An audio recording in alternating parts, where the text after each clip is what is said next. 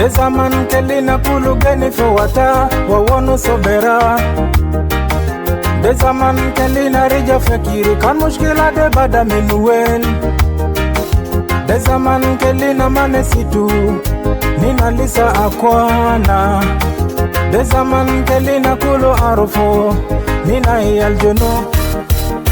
Ashani yal bikore Adakta mon binagis Nuso wan bikore Rujal to mon bikalaso Abo had bikore Iyal to mon biwodoro Jidoza to bikore Gelbata wo biwaja. Hello and welcome to the second edition on this very special program on your favorite radio, and my name is Charles Kemak, your host for today. This unique radio program is aimed at enhancing public awareness by highlighting on one of the most crucial provisions of the agreement on the resolution of the conflict in South Sudan. Through the Widows and Orphans Charity Organization, WOCO, we will use this platform to remind you, dear listener, about Chapter 5 of the R-Axis, which emphasizes about transitional justice. This same chapter also talks about accountability, reconciliation, and healing. As we all know, one major role of the civil society and community-based organization is to build capacity and empower communities and citizens through civic engagement and education on matters of concern to them. In the studio today, I am joined by Madam Mary John Othow, Executive Director for WOCO. Madam Othow will answer our question, what is the fate of South Sudanese struggling for justice, liberty and prosperity if Chapter 5 of the agreement is not implemented in letter and spirit? At this very moment, I'll dive into a short break, and then when we get back, I'll introduce to you Madam Othow in the studio, and then we kick off. To feel like a stranger in my own country, there is no reason for me to run away and leave my own country. There is no reason for me to fight my own brother. We are blessed with the heritage. We are blessed. I say we are blessed with the culture. We are blessed. Missing say we are blessed with the good soil. We are blessed. I say we are blessed with the river Nile. We are blessed. We are blessed with natural resources. We are blessed. South Sudan, we are blessed with the ghetto. We are blessed. I say we are blessed, wonderful people. We are blessed. This is my country. I belong to this country. The Beledi. This is my country. I belong to this country. The Beledi.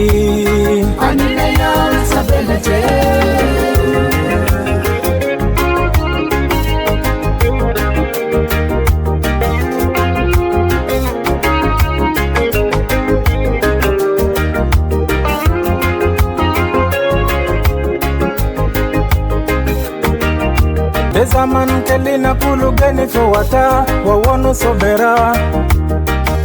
Dezaman kelina rija fakiri kan mushkila de bada minuel. Dezaman kelina manesitu nina lisa akwana. Dezaman kelina kulu arufo nina yaljono. Ashani yal bikore.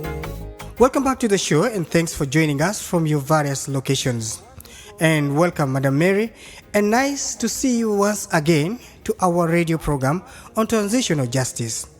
In this edition, people would love to hear a message of hope, but let's remind you, dear listener, in our first edition, we discussed Chapter 5 and its 3 reforms. We looked at the CTRH, the HCHS, and the CRA, which Madam Mary is going to remind you. Madam Mary, what progress has been made in the implementation of Chapter 5? Please, you're welcome. Begin by introducing to us your full names. Thank you so much, Charles, and hello, dear listeners.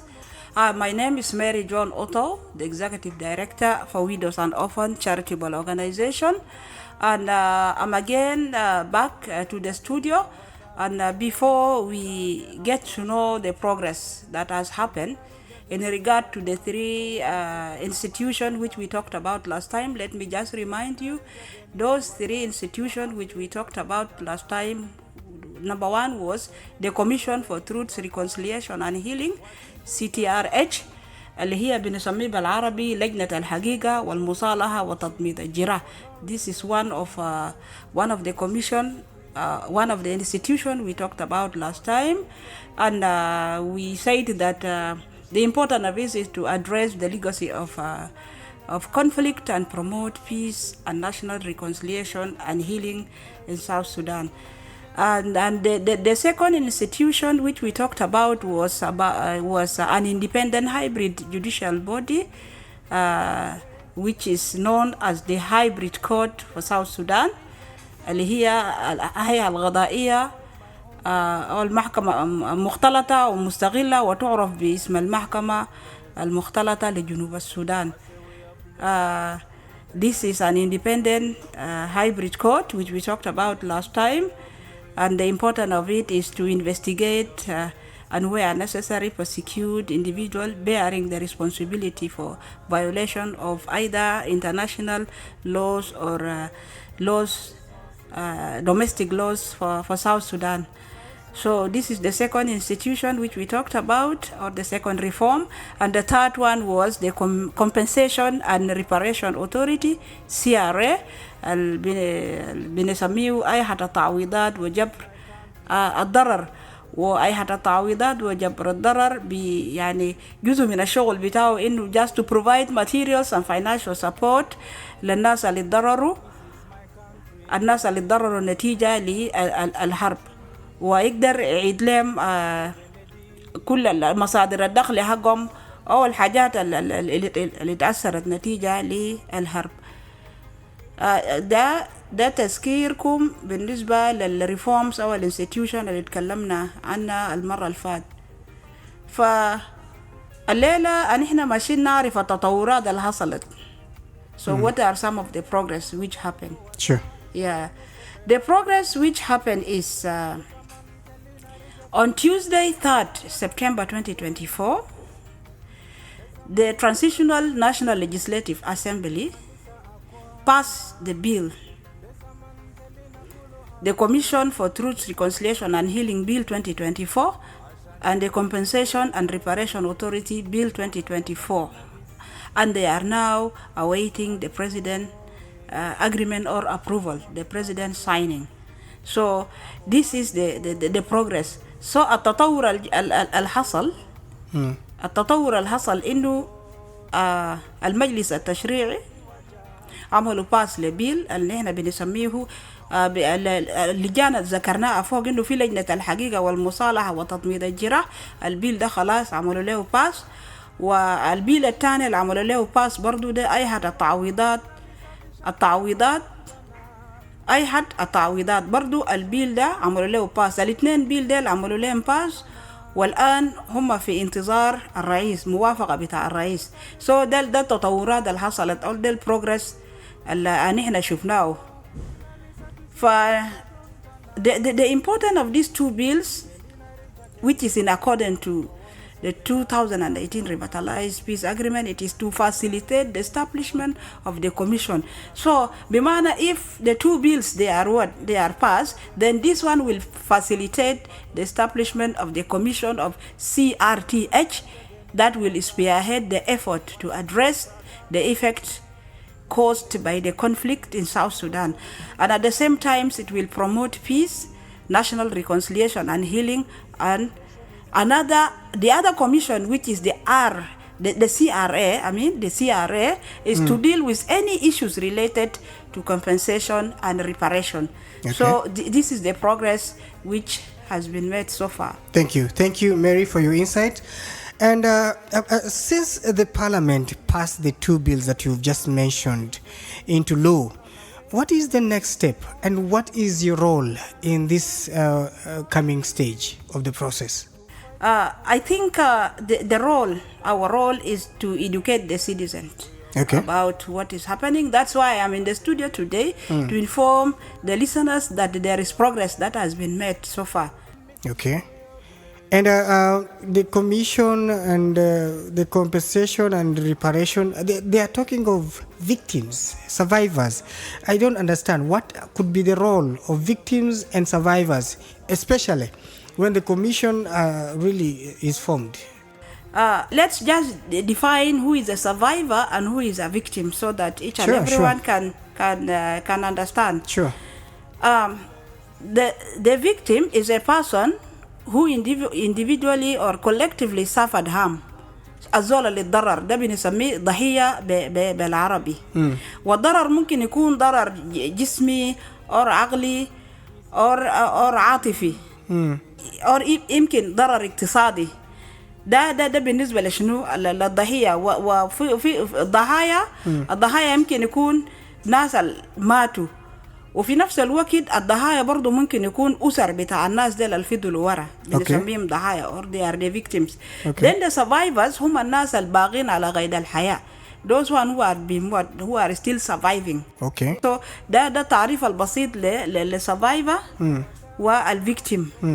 وإحنا بنشوف إنه the victim has a great role to play in that process. During the process of reconciliation. Okay. And the compensation and the reparation. Okay. One, the victim can play a great role in participation in hearing any issues related to his case.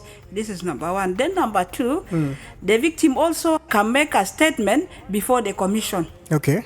Then thirdly, can contribute to any collective history. Yani can take part in any recording, anything related to the history of the violation which happened. Okay. So, but others think, Madam Mary, I don't know if you can really try to make us understand. People think it is very hard for communities, especially the conflicting communities, to reconcile, while others are still carrying guns. What do you suggest should be done to bring a solution to this kind of situation? What I'm seeing as the solution is to accept one another and forgive one another. Okay. And if the citizens are educated well and they know about their rights, then the right step will be followed. But above all, I'm seeing the right way to do things is to reconcile first. There must be a reconciliation, there must be forgiveness, there must be truth-telling and healing at the same time. Then things will go well. Okay. But how can I forgive someone who does not agree that they offended me? You see, reconciliation and forgiveness is the key to peace. Oh. Let me just take you back to those commissions. The commissions will help a lot, because if you are compensated, maybe you have lost a job opportunity and you are compensated, okay? Or maybe you have lost a source of your livelihood or source of income and you are compensated. Maybe your land is taken, your house is destroyed and you are compensated. I think this thing can open a room for you to forgive others. Yes, for sure. Because even the hybrid court could be also a solution. The hybrid court is talking about investigating. Because I know it's very hard for someone to wake up in the morning and say, yes, I did this, or I'm guilty. But if there is investigation and the court is there to support people, I'm sure it is very easier for people to forgive each other. Yeah, you must be compensated so that you see that there is something good that is happening to you. Then from that juncture, you can think of forgiving the person. So before we go for a quick break, how can everyone be involved in this exercise without returning to conflict and violence? To avoid returning to conflicts and violence, any process that is done must be participatory. Each and everyone must play a role. Each and everyone must be involved. Okay. The victim, the perpetrators, and there must be some measures and principles set in place to protect the survivors and the victim at the same times. And also there must be equal treatment. There must be equal treatment. So things has to be done without any discrimination. Okay? Okay, Yeah. because you talked of equal treatment. Now I started imagining people who are marginalized, people who are vulnerable, women and children who have no access to some kind of services. But if you say equal participation, equal treatment, then I can understand. Yes. Thank you so much. Dear listener, we remind you that this program aims to provide communities at the grassroots with information on Chapter 5 of the 2018 Peace Agreement and its need to provide transitional justice. We also, through this program, highlight how much has been done in regards to the legislation of the reforms and how far the RT has reached as far as the implementation of Chapter 5 is concerned. On this note, let us go for a short break. When we come back, the conversation continues. Rujato mondi kalaso abo habikore iyalto mondi wodoro jidoza to bikore gelbato obi waja. Number 1 on the beat.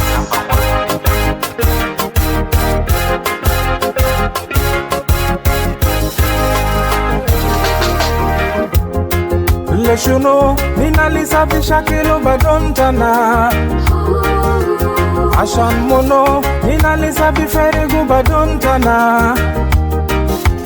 Kalam shuno ninalisa bilak batuno fostana Kalam mono ninalisa bizulumo badontana Kelina reja geni fowata wawonu soberaze akwana Elina reja geni fowata wawonu su kalaman salam Kelina reja geni fowata wa afi badontana Kelina reja geni fowata wajibu salam Generation is diminishing for no reason Population is decreasing for no reason Generation is diminishing. Oh, na na na na na na.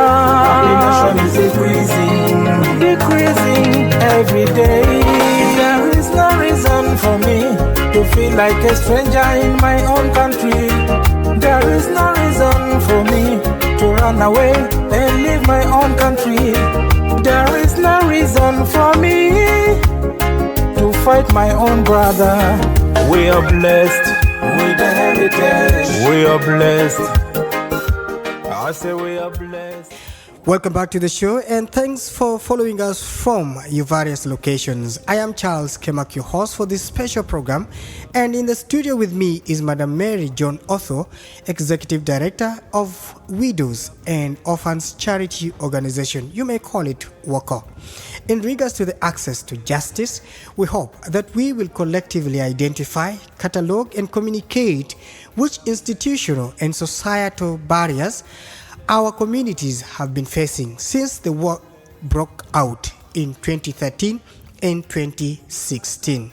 As the people of Malakal seek avenues to achieving permanent peace, we see the need to dialogue as communities and people sharing the same resources in Upper Nile, and it is without doubt that to achieve peace, we have to heal the wounds of those mostly impacted by the war. But again, to heal will mean we must face the truth-telling process for us to reconcile with one another. Welcome back, Madam Mary, for this very crucial discussion. Can you kindly share with us some rights as stipulated in Chapter 5 of the R-Axis? Thank you very much, Charles. As we mentioned that the victim has the role to play, also the victim has rights also. يعني الضحايا ديل عندهم شنو عندهم حقوق. Number 1 is right to be treated with humanity. Right to be treated with humanity. So ده بنقدر نقول عليه إنه المعاملة بإنسانية. أي زول عنده قضية، أي زول ضحية للمشاكل اللي حصلت لازم يعاملوه بمعاملة إنسانية وباحترام. This is the first one. Then the second one is the right to information. The right to information. Okay. الضحية عنده الحق عشان يتحصل على كل المعلومات. Anything that is recorded Related to his case, he has the right to have the information. Okay. That is number 2. And then number 3, the right to access to justice. الضحية عنده الحق في الوصول إلى العدالة. لو داير يرفع قضيته للعدالة ده حق بتاعه، ما في زول بيقدر يمنعه. وإحنا عارفين إنه أي حاجة بنسميه حق ده it is a fundamental right. ده ما حاجة. We don't need to compromise when we talk about rights. Okay. Then also the victim has the right to be protected and be supported. الضحية عنده الحق، حق الحماية وحق الدعم. حق الحماية وحق الدعم. والدعم ممكن يكون دعم نفسي، ممكن يكون دعم نفسي. وبالأخص بنتكلم عن الدعم النفسي لأنه عندنا sometimes قاعد يكون عندنا cases of trauma. How can we make sure that this person is going back to the normal life? Okay. So this is the number 4. And then the number 5, the victim has the right to assistance. عنده الحق في المساعدة. عنده الحق في المساعدة. والمساعدة هنا ده ممكن يكون مثلا in terms of psychosocial, in terms of social assistance, in terms of even materials ممكن يساعدوه ماديا برضو. ده حق من حقوق بتاع الضحية أو الفيكتيم. the number 6, the right to reparation. عنده الحق في التعويض. هنا اتفقنا إنه الناس فقدت حاجات كتير، ممكن فقدت بيوتها، ممكن فقدت شغل بتاعها، ممكن فقدت مصادر دخل حقها، عندها الحق عشان يطالب بالتعويض. So these are the rights of the victim. Okay, for the people who are really affected, victims, survivors, and those who are suspected to be perpetrators, for all this to come to pass or to be realized, of course, collective efforts must be asserted. In the whole process, could you kindly share with me some of the partners that you're working with in support of this, and what is their role? Thank you very much, Charles. Currently, we are getting funding from UNDP, and that's why we are in the studio today. Okay. Yeah, we are in the studio today. This is one of the activities which we are implementing under Transitional Justice funded by UNDP. And we also have other partners which we are working together with, like our partner, WOCO Holland. And WOCO Holland, we are attached to it under localization. Okay. And the main donor is the DRA, Dutch Relief Alliance. Okay. And currently we are implementing psychosocial support. That's why when it's come to trauma healing, we have experience in doing so. All right. So to me, I can say to that each and everyone has a role to play. Sure.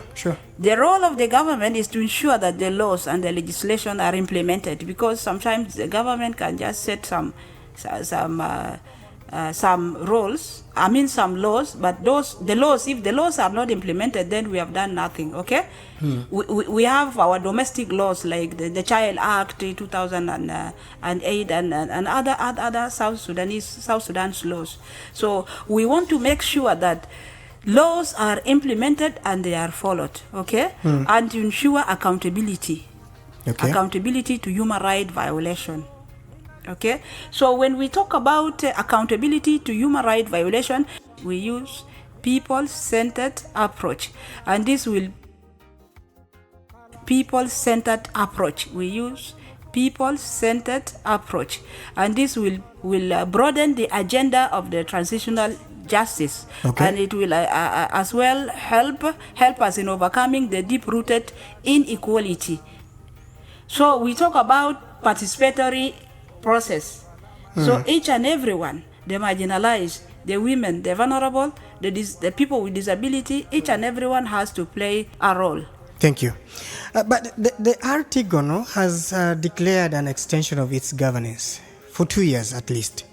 What is your take on that, especially in regards to the implementation of all chapters of the Revitalized Agreement on the resolution of conflict in South Sudan, as we wind up?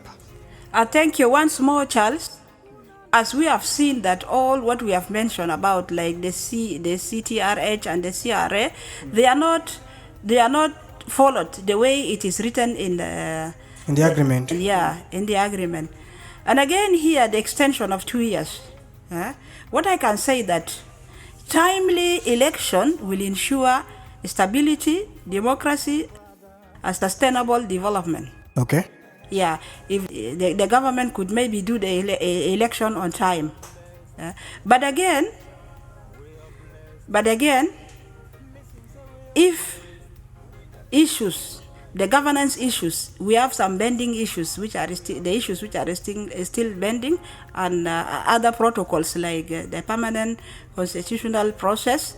We have census, and we have also political parties registration and other bending issues under the transitional justice. If these things they are not done, then there is no need for election. You see, there is no need for election. And let us just put in mind that the implementation or the establishment of the commissions which we are talking about, if these commissions they are established, we talked about that they are going to promote forgiveness, healing, and reconciliation. So there is, I think election without reconciliation, without peace will not work. So these commissions which we are talking about today, they are very, very important. The commissions are very, very important to be established. So your point is these commissions must be presented to the people, must be formulated. Yes, before the election. Before we think of elections. Before we talk about election. So, and the second thing is in terms of humanitarian affairs. You see, it is very clear that the humanitarian situation continues to worsen. It's dire. Yes. There is the influx of the refugees and the returnees fleeing from the conflict in Sudan. And it is adding to the number of the people who are already affected here, who are in dire need of humanitarian services, so the scale of needs in South Sudan is already high, and the service delivery is low. So the little resources which we have currently, it's very stretched. You see, it's not enough for these people. So how do we expect that people, they are not resettled?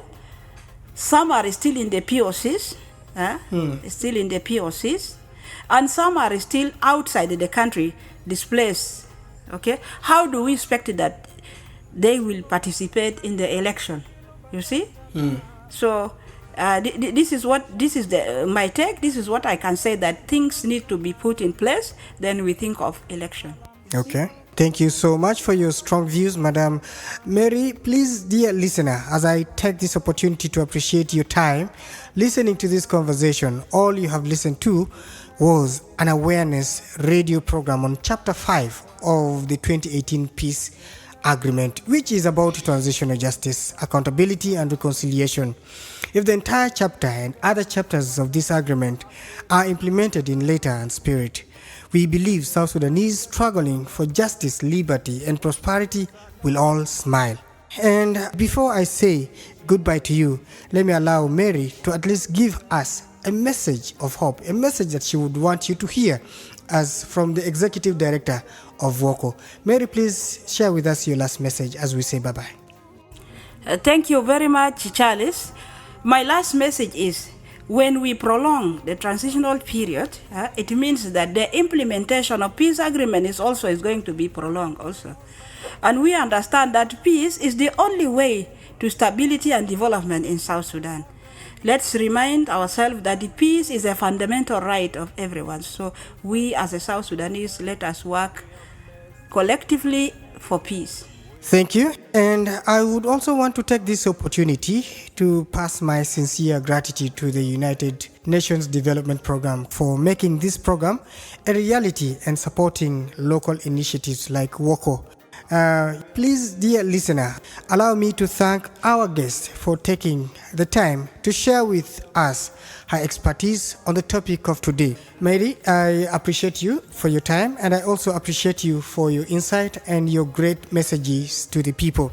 Mary, please say bye to the listener.